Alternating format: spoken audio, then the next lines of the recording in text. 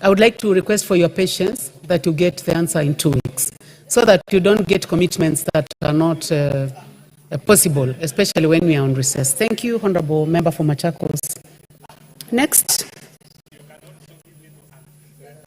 The Honorable Abdul Haro, please proceed with your question. Honorable Speaker, pursuant to the provisions of Standing Order 44.2c, I wish to request for a statement from the chairperson of the Departmental Committee on the Tourism and Wildlife regarding the increase in wildlife attacks in Mandera County. Honorable Speaker, over the past 5 years, Mandera County has witnessed an increase in human-wildlife conflicts. Many residents and their livestock have fallen victim to attacks by crocodiles, hyenas, and snakes, which has in turn caused physical, emotional, and financial devastation to the affected families. One such case is that of Mr. Ibrahim Abdullahi Ali of ID number 6411601, who was attacked by a hyena in a Babosone location on 27th June 2023, resulting in the loss of his right arm. His family, burdened with significant medical expenses, has been forced to seek specialized treatment in Awasa Hospital in Ethiopia. Similarly, Ms. Fatuma Nur Ali, a young woman from Abeyumur village in Elram location, lost her life to a snake bite on 24th May 2016. Her case was duly recorded through the Kenya Wildlife Compensation Claim Form, serial number 694/MDR/2016, and submitted to the KISII Mandera County for processing. Unfortunately, 8 years later, her family is yet to be compensated. These incidents underscore a need to address and safeguard the well-being of residents of Mandera County. Honorable Speaker, it is against this background that I request for a statement from the chairperson of the Departmental Committee on Tourism and Wildlife on the following. 1. A comprehensive report on the support being provided to Kenya Wildlife Service to ensure prompt responses to distress calls in Mandera County. 2. A report on the immediate and long-term measures that the government has put in place to mitigate the recurring human-wildlife conflict in Mandera. 3. An update on the compensation status for the families of Mr. Ibrahim Abdullahi Ali and Ms. Fatuma Nur Ali, including specific timelines for the settlement of their claims. And 4, measures put in place to streamline and expedite the compensation process to ensure timely and fair compensation for all victims of wildlife attacks. Thank you, Honorable Speaker.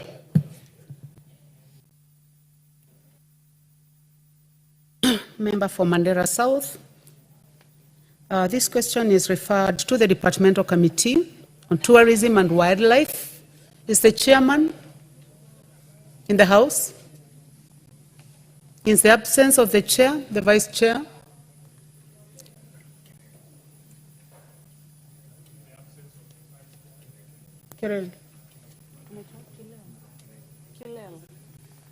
I see a hand from the Honorable Kilel. I would like to pass it to the House leadership.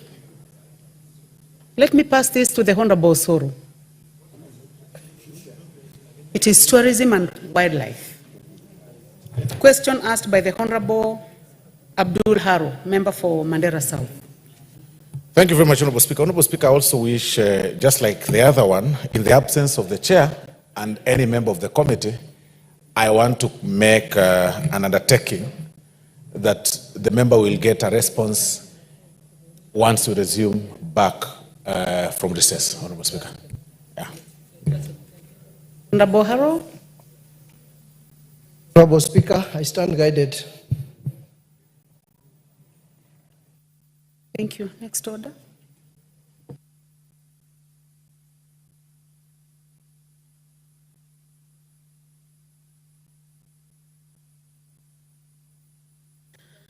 So now, honorable members will go to the Honorable William Kamket, member for Tiati.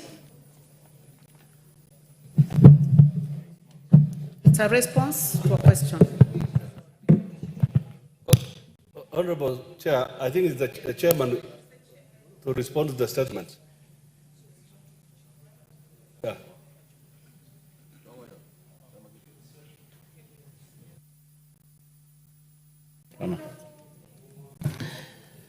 Thank you so much, Honorable Chair. As I did promise yesterday to respond to the very statement being sought by the Honorable Member for Tiati, here I want to issue the statement. Honorable Speaker, the member for Tiati constituency, Honorable and the only one, William Kamket, had requested a statement regarding the review of scheme of service for the appointment of chiefs and assistant chiefs in marginalized areas. And the honorable member particularly sought to be informed, one, whether the Ministry of Interior and National Administration could consider a review of the academic qualification for appointments of chief and assistant chiefs in marginalized areas. Two, whether the ministry could consider experienced individuals from the respective location and sublocation in the recruitment of chiefs and assistant chiefs on the basis of affirmative action. And I respond as follows, Honorable Speaker. The appointment of chiefs and assistant chiefs is guided by the reviewed scheme of service for the National Government Administrative Officers 2015 that explicitly set the minimum qualification for appointment as follows. Assistant chief, for appointment to this entry grade, a candidate must have the following qualification. Have a Kenya certificate, secondary education, KISII, mean grade of C-, or its equivalent from a recognized examining body. Be not less than 30 years of age. Be a resident of the particular sublocation. Police should have produced a police clearance certificate, have a good communication skills, and have a certificate in computer application skills from a recognized institution. Honorable Speaker, for the position of the chiefs, to be appointed to this entry grade, a candidate must have the following. Have a Kenya certificate of secondary education, KCSE, mini grade of a C, or its equivalent from a recognized examining body. A diploma in any of the following disciplines: public administration, management, social work, community development, education, governance, conflict management, or its equivalent from a recognized institution. And be not less than 5 years of age, and be a resident of the particular location, with of course also the issue of the police clearance certificate of good conduct, have good communication skills, and have a certificate in computer application skill courses for the recognized institution. However, and I repeat, Honorable Speaker, however, in specific circumstances where the advertised position do not attract qualified candidates, the ministry on need basis request academic waivers from the public service to facilitate the filling of these vacancies. The Public Service Commission always grants such academic waivers on request. The other thing that the member wanted to know is whether the ministry could consider experienced individuals for the said position. Honorable Speaker, where is possession of experience in social, political, economic, and cultural aspects of communities is important in public administration at the grassroots, all cadres or position in public service are subject to particular minimum academic requirement during recruitment and selection process. As already indicated, the use of academic waivers in special circumstances is in itself an affirmative. And I underline that. This affirmative action ensures that citizens in the marginalized areas are not discriminated, but have an equal access to the chiefs and assistant chiefs position. Thank you, Honorable Speaker, and I submit. The Honorable Kamket, is the response satisfactory? The Honorable Speaker, while I appreciate the response from the chairperson, this policy, Honorable Speaker, as he has stated, began in 2015. And from then, Honorable Speaker, the position of the chief and assistant chief, which is a very important position in government, has been completely watered down. And in places where some of us come from, Madam Speaker, very many young people have been disenfranchised. And this policy, Honorable Speaker, the policy that the Public Service Commission came up with is a very punitive policy. It is anti-people, it is anti-hustlers, and it's a policy that never underwent any public participation. And in my request, Honorable Speaker, I specifically asked the ministry whether they could consider a review. But what they have said is that they have special circumstances where they ask for academic waivers. What if, Honorable Speaker, those people are not available? We have in this republic, the Republic of Kenya is not equal. We have places where you cannot get somebody who has finished Form 4, let alone somebody who has a seaman or a sister. I have asked for a specific policy review because this one never underwent public participation. Madam Speaker, I am asking and I'm demanding that this policy be reviewed. Otherwise, we are going to challenge it in court. Honorable Speaker. You want to ride on that before I give the chair? So then I start with the Honorable Dr. Pukose. Thank you, Madam Speaker. Madam Speaker, on this issue that has been raised by the member for Tiati, I wanted to ask the chair whether these academic waivers only apply to marginalized areas or to all other areas where people with minimum qualifications as stipulated for assistant chief or chiefs are not acquired. Then the second one is recently we had cassettlement of divisions, locations, and sub-locations, and those have not been operationalized. When are they going to be operationalized? Thank you, Madam Speaker. Well, then on the same, I would like to give a chance to two more people, then we end it at that. The Honorable David Bowen, Marakwet East, followed by the Honorable Peter Lochakampong. Those two. Thank you, Honorable Speaker. Honorable Speaker, I want to support the Honorable Kamket. And specifically to that policy that requires some specific academic qualification for chiefs or assistant chiefs. Madam Speaker, many parts of this country, in the northern Kenya, in the northern frontier, all the way to Turkana, I want to tell you, Madam Speaker, it is true that you can go to a sub-location and you may not find someone who has finished their Form 4. And that place requires an administrator. And you know, Madam Speaker, the reason why some of us from the pastoral community, there are so many insecurity and this banditry, because there are no administrators. The government is far away from the people. So if we want to bring services closer to the people, the services are for a chief or an assistant chief. Madam Speaker, I think that policy needs to be reviewed so that we can see if there is no one in that location or sub-location who has not finished Form 4, Madam Speaker, we can consider even someone who finished Class 8 and is able to do their job. So I want to ask my colleague, the Honorable Chair, that he can still go back to the ministry and give us a very concrete answer. Thank you, Madam Speaker. At the same time also, with what the Honorable Bukosa has said, Madam Speaker, there are so many administrative units which were cascaded, locations, sub-locations, and divisions. Like recently in my place, the Honorable Speaker, the Kerio Valley Sub-County, They operationalized the sub-county and posted a deputy county commissioner, and they have not operationalized the divisions, the locations.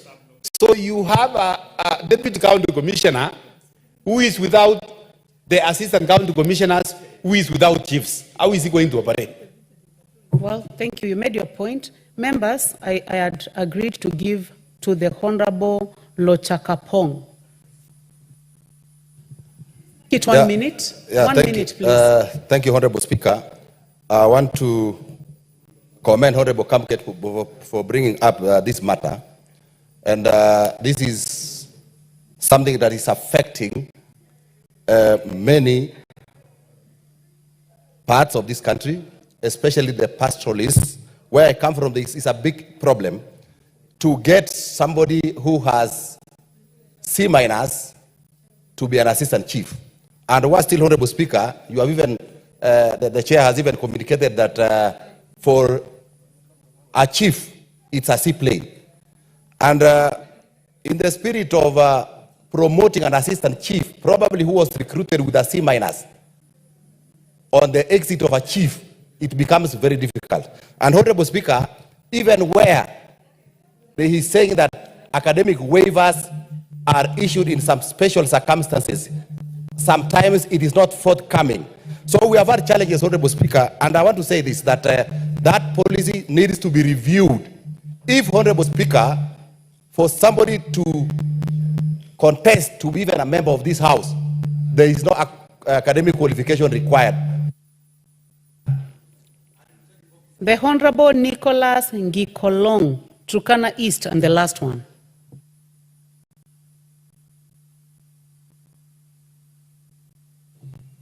Thank you, Madam Speaker, for giving me this chance to support the statement by Honorable Kamket. Madam Speaker, this issue of chiefs and the assistant chiefs in those marginalized areas, it is really something which is supposed to be looked at by the Ministry of Interior. Madam Speaker, I am a son of a chief, and I am in this house because of the reward the people of Turkana gave me because of my dad. The job he did in that place, and that's why I'm here as the member of parliament.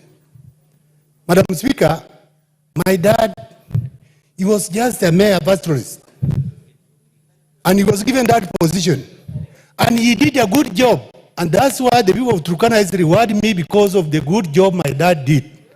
Where is this issue of the C- or the seaplane coming from when we want to recruit a chief? Madam Speaker, this policy is supposed to be reviewed so that everybody can be given a chance. When we talk of those places, we don't have even schools in some areas. How can we get a C- in those areas when we don't have a school in those areas? And there is also in the same policy,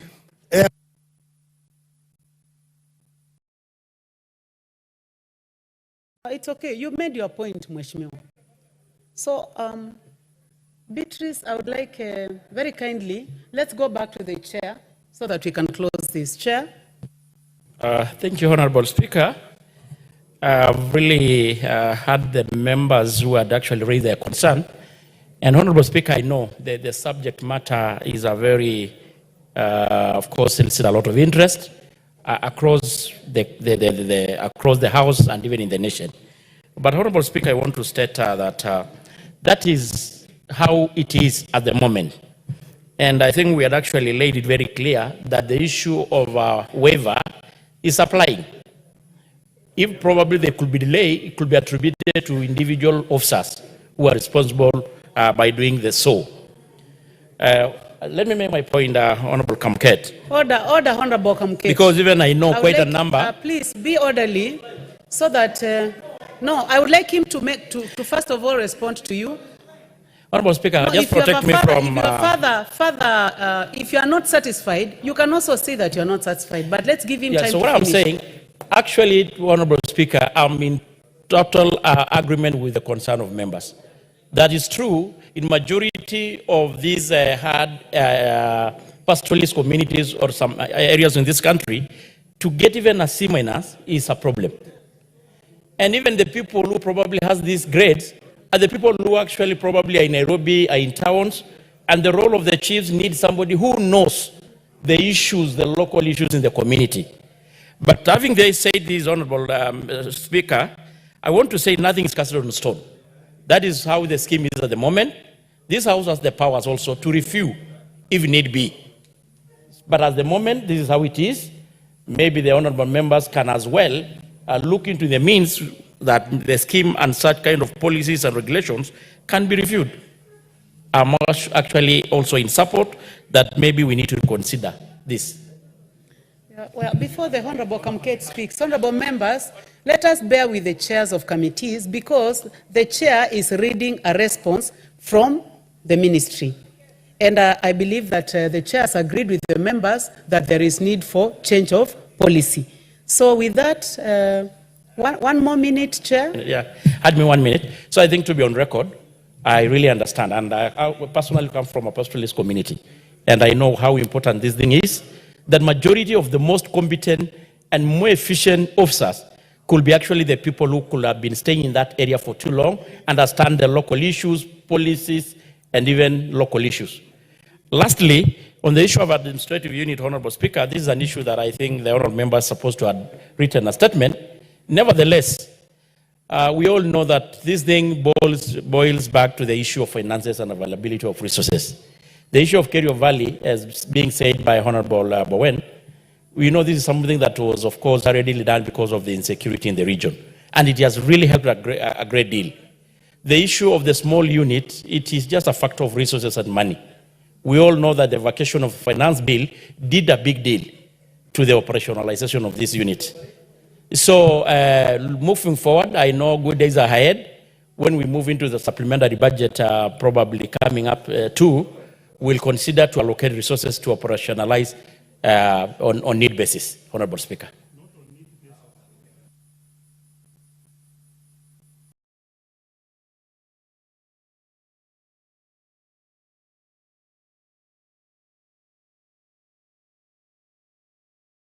I would like Chair to be on record on the matter of need-to-need basis. Is it operationalization of existing which have been gazetted? Or Yes, Honorable Speaker. The gazetted, there are quite a number.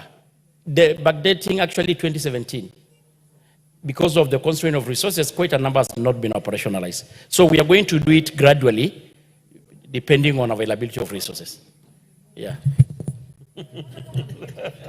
Has already agreed with you. There is no need to pull this further because it's not a debate, but because the question belongs to you, I'll give you 1 minute. Please pass the mic. Please pass the mic to the Honorable Kamket. Other members, please bear with us because you have to move to the next order. Thank you, Honorable Speaker. Honorable Speaker, we have an interesting situation here. The chair himself does not believe in the answer in the reply he has brought to the House. The chair agrees with me and agrees with the rest of the members that this policy needs to be reviewed. So now, why does he bring a statement to the House that he does not even believe in it? So, Madam Speaker, may I request, Madam Speaker, if this was a regulation, we would have looked for ways of repealing it. But this is a policy that is done by the ministry. Would I be in order, Madam Speaker, that you order this chair to call for a meeting where the Cabinet Secretary, the Public Service Commission appears before the committee, and then we come and address this matter holistically. Because as it is now, even the chair does not believe in the statement he has brought. He agrees with me. Chair. For Honorable Kamket to say that I don't believe in what I'm reading, that is, of course, very wrong. What I've said actually the concern of the members from the pastoralist community, where I personally also come from. I really totally in agreement with the concern they are raising. What I had also said to be on record, that nothing is cast on stone. Police can be reviewed depending on merit and when on need base. So that is exactly just what I've said. And the honorable member is a senior, you are a ranking member in this house. And you know the procedures. You know if there are need to review the regulation and policies and the scheme of service. So you have made your point as guided by the speaker. We are going to, of course, able to scale it up and see, because it has to be between the ministry and the public service, which actually is the custodian of the schemes. Thank you, Chair. I would like you to take a seat. I would like Honorable Kamket to take your seat. So then, honorable members, I order that this matter be discussed further by the Committee on Administration and Internal Security. In this committee, the Cabinet Secretary or the PS, if the Cabinet Secretary decides that the PS be there, but also Public Service Commission to be there, and let this matter be discussed by the committee. So thank you. Honorable Kamket, you please take your seat.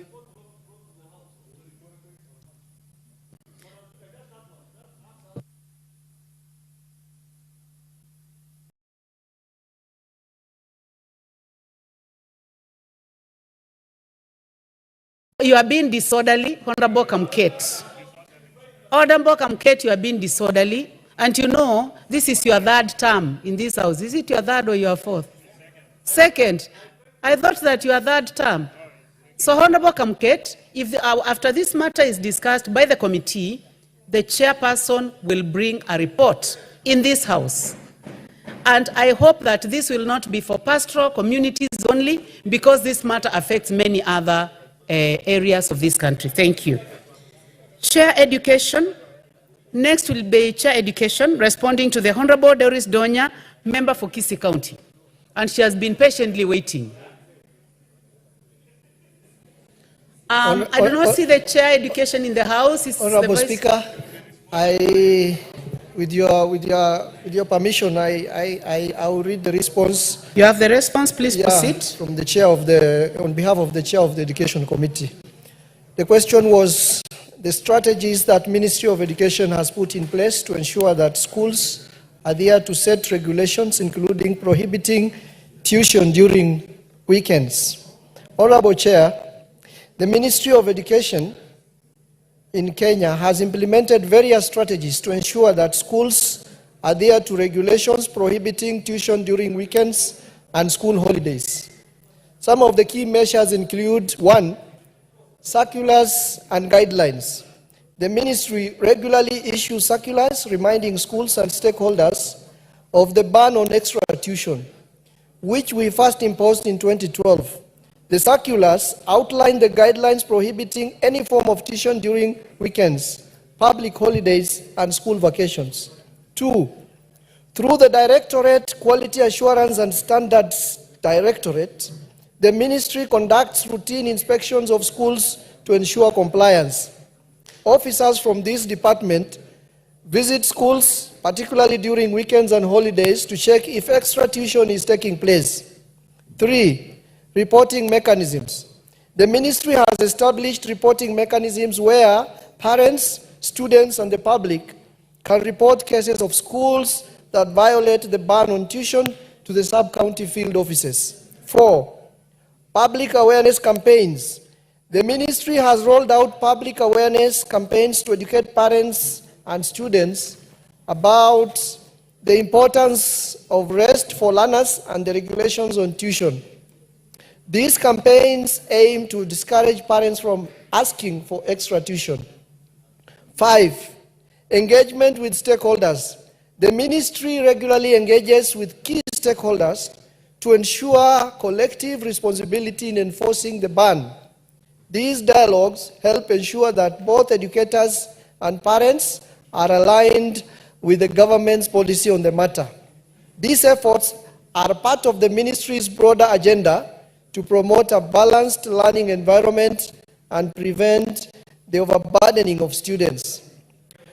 On question 2, the question 2 was on the plans the Ministry of Education has put in place to ensure that public and private schools that pick and drop students have sufficient vehicles to avoid long travel time to and from school-going children.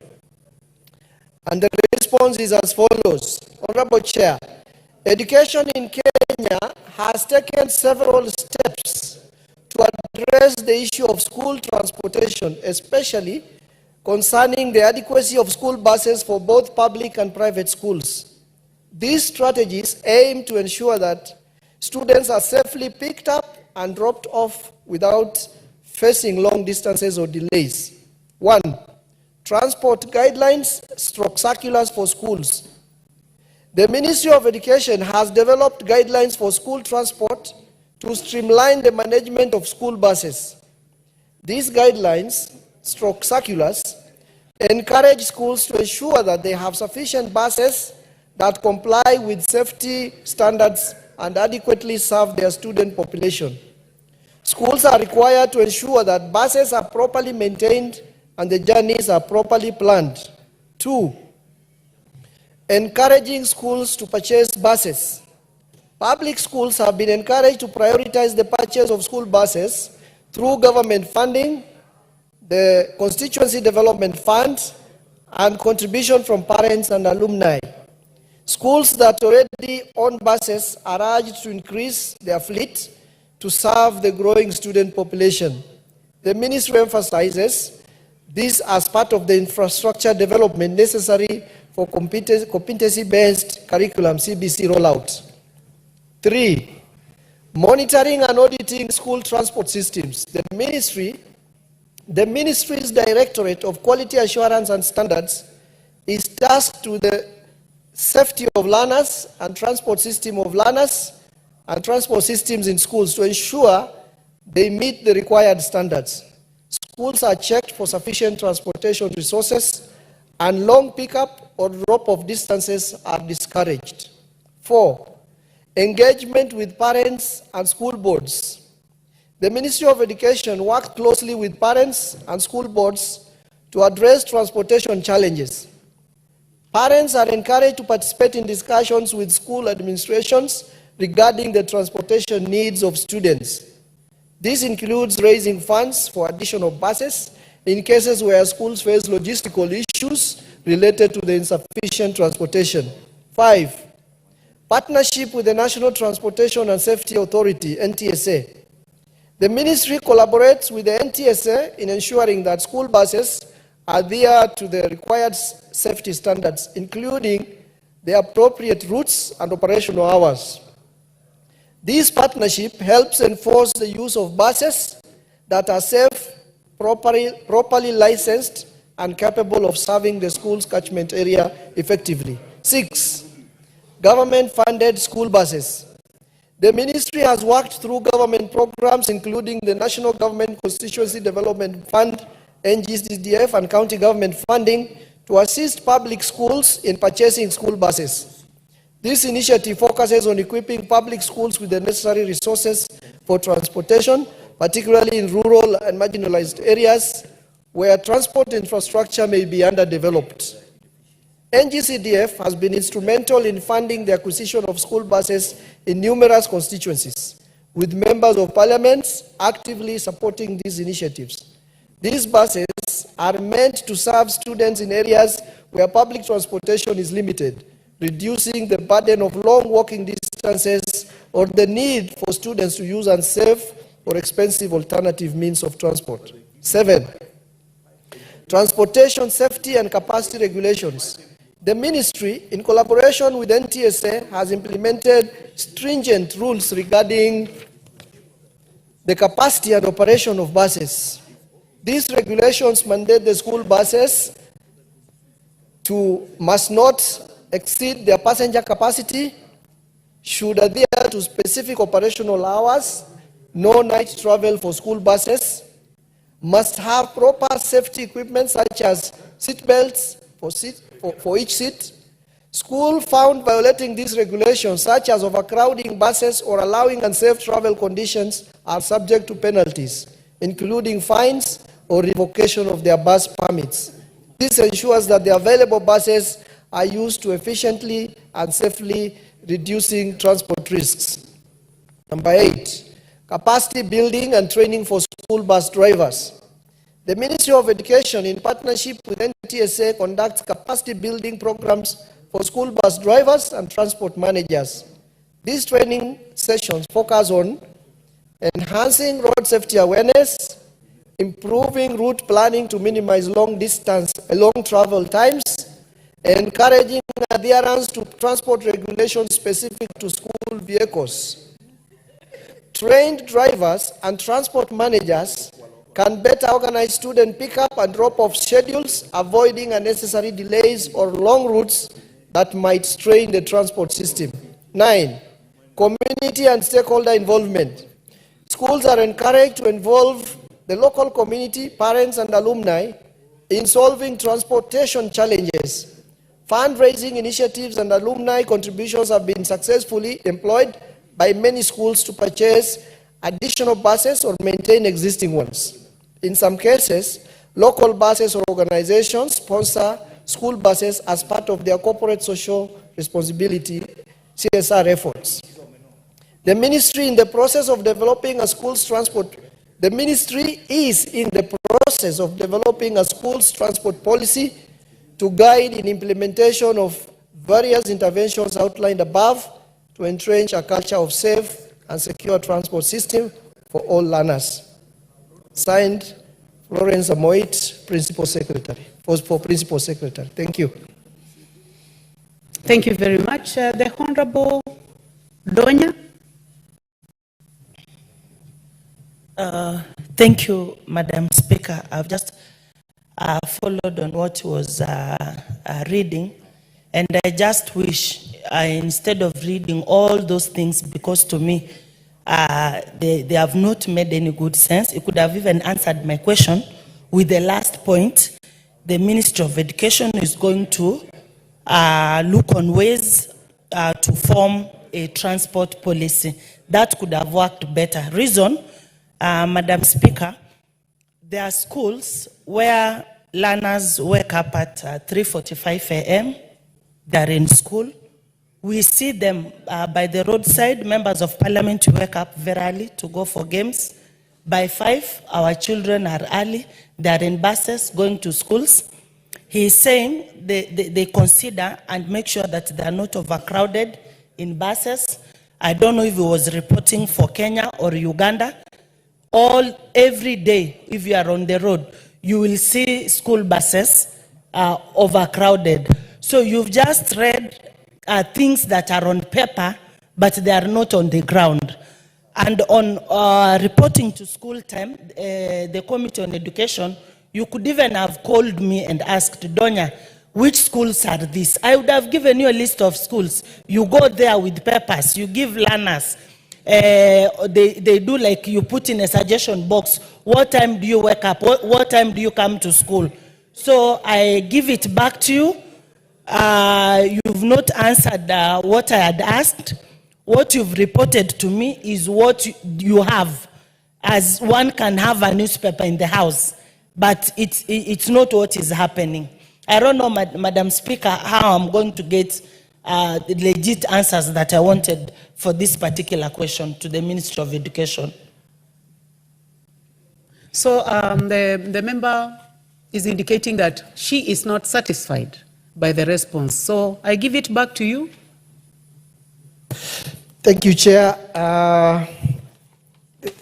This is the response given by the Principal Secretary, and obviously we will communicate back that the member is not satisfied with the answer, and that from her response, follow-up response, she's also indicating that if there is need of knowing those specific schools which have grievances, then we'll make a point of, as a committee, indulging her and getting to know those schools. I think that is the communication I'll take back to the committee and by extension to the ministry. Honorable Donya. If I'm not wrong, Madam Speaker, the member who was reading the answers is our parent. Please, if I could ask, were you satisfied with what you are presenting? Well, Honorable Member for KISII, You see, Madam I would like Speaker. to protect the Honorable Harrow. First of all, he's reading on behalf of the chair. The chair is not in the house. And you have indicated that you are not satisfied by this answer. So, and there is something that you said. You said the answer is on policy. And I would like, because everything is on record in this house, I would like you to register to the chair of this committee that the member for KISII County, the Honorable Donya, is not satisfied. And now I would like to give you an opportunity to give us an indication of when you are going to give the answer that is more satisfactory, so that you pass to the chair. How many weeks do we give you? Thank you, Chair. I will definitely pass that message to the chair, and I think it will be fair to say, as soon as we come back from recess, I'll communicate to the chair that the response to the follow-up by Honorable Donya is required. Thank you. Thank you. So it will be after we come back from recess, the first week. Honorable members, allow me to give a chance to the Honorable Ruku. I'm aware where the Honorable Ruku was doing very important duties for this country. So please go ahead and ask your question. Thank you so much, Honorable Speaker, for this chance. Honorable Speaker, I rise to ask two questions to the Teacher Service Commission. One, can the Teacher Service Commission outline specific measures in place to ensure that the teacher recruitment procedures are inclusive and provide adequate affirmative action safeguards to accord teachers from marginalized groups such as better community opportunity for equitable employment, particularly in the ongoing recruitment, in line with the fulfillment of Article 10(2)(b), Article 27(6), and Article 8 of the Constitution. Two, can the Teacher Service Commission provide a list of teachers from marginalized groups and communities, including the better community, who have been marginalized and who have been recruited on account of affirmative action in the past 5 years? Honorable Speaker, I also rise to ask the Public Service Commission the following two questions. One, can the Public Service Commission provide a report on the actions that the Commission has taken to mainstream marginalized groups? Order, Honorable Ruku.